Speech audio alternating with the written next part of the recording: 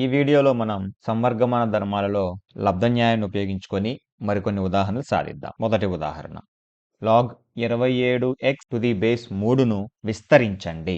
మనకి సమస్యలో చెప్పకపోయినా లబ్ధన్యాయాన్ని ఉపయోగించి విస్తరించండి అని మనకు సంవర్గమాన రూపాన్ని చూడగానే గుర్తుకు రావాలి. ఎందుకని ఇక్కడ రెండు సంఖ్యలు ఉన్నాయి. 27 అనేది ఒక సంఖ్య, రెండవది x అనేది ఒక చరరాశి, అది కూడా ఒక విలువను కలిగి ఉంటుంది. 27 ఇంటూ ఎక్స్ అంటే లబ్ధం కాబట్టి మనం ఇక్కడ సంవర్గమాన లబ్ధన్యాయాన్ని ఉపయోగించాలి అని తెలుసుకోవాలి.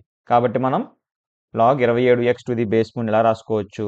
లబ్ధన్యాయం ప్రకారంగా లాగ్ 27⁻³ ప్లస్ లాగ్ x⁻³ ఇంతటితో విస్తరించేసామని అయిపోయింది అనుకుందామా? లేదు. ఎందుకని? మొదటి సంవర్గమానంలో భూమి స్థానంలో 3 ఉంది. 27 అనేది 3 యొక్క ఘాతంగా రాయొచ్చు కదా మనం. 3 3 9, 9 3 27 అవునా? కాబట్టి 27 అనేది 3 యొక్క 3వ ఘాతంగా రాయొచ్చు.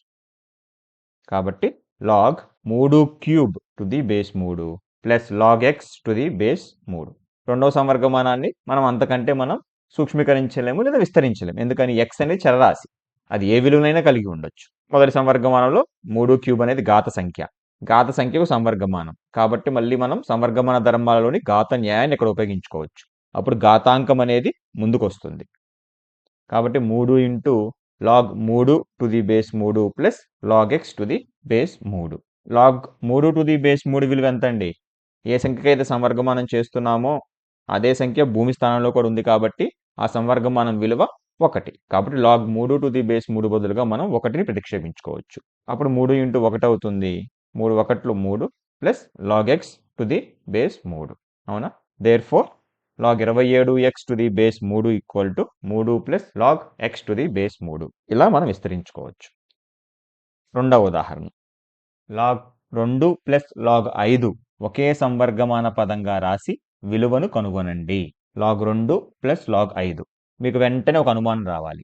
ఇక్కడ మనం ఇచ్చిన సంవర్గమానాలలో రెండింటిలోనూ భూమి విలువ ఇవ్వలేదు.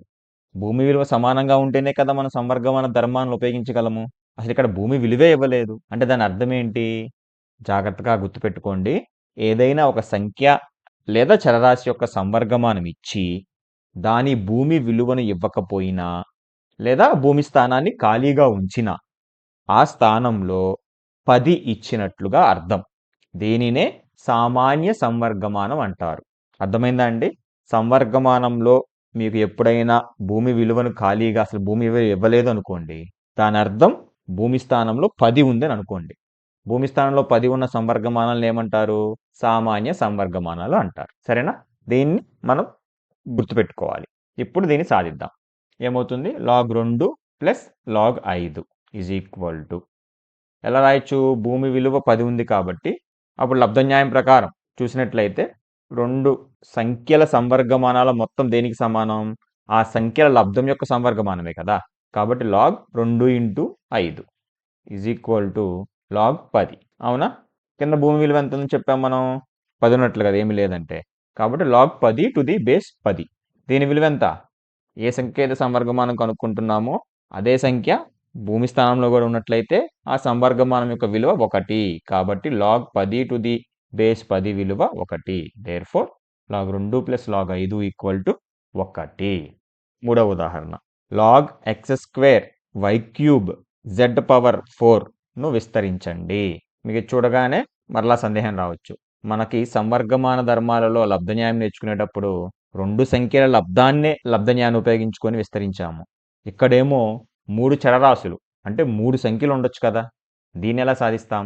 చూడండి, సంవర్గమానంలో ఎన్ని సంఖ్యల లబ్ధం ఇచ్చినా కూడా సంవర్గమాన లబ్ధన్యాయం అనేది ఉపయోగించుకోవచ్చు. అది ఎలా చేయాలో ఈ ఉదాహరణలో చూద్దాం.